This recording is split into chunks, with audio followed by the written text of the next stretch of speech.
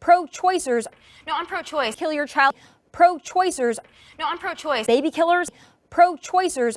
No, I'm pro-choice. Most people fail to surprise me these days. We live in a world full of sin and apostasy, where too often evil prevails over good.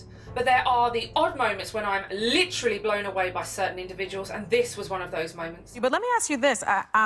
You call yourself a conservative Republican and a constitutional conservative, but you also consider yourself pro-choice, which is interesting to me because 68% of conservative Republicans think that abortion should be illegal across the board.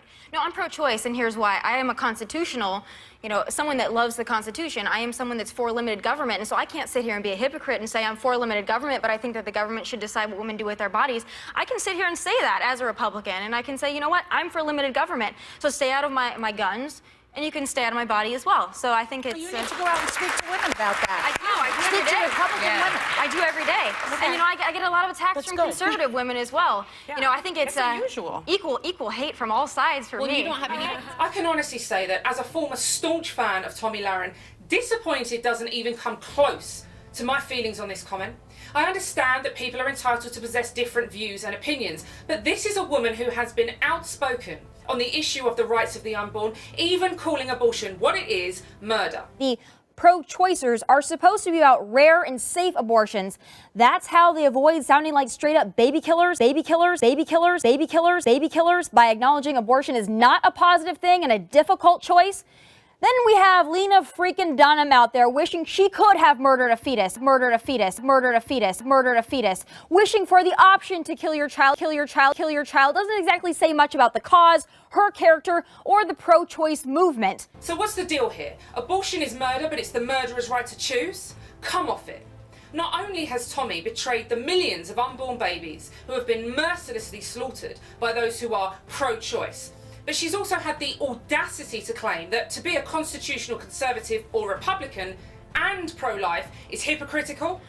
Someone that loves the Constitution. I am someone that's for limited government, and so I can't sit here and be a hypocrite and say I'm for limited government, but I think that the government should decide what women do with their bodies.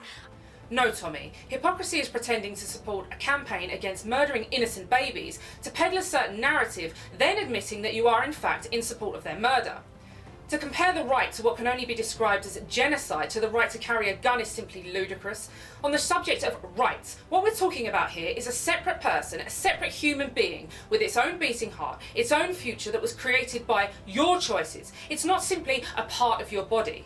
Just because that person is smaller, weaker and more vulnerable, that doesn't mean they should not be afforded the same rights as the other. Two bodies, two lives, equal rights. For the record, I am pro-life and I support the Second Amendment. It is entirely possible to do both.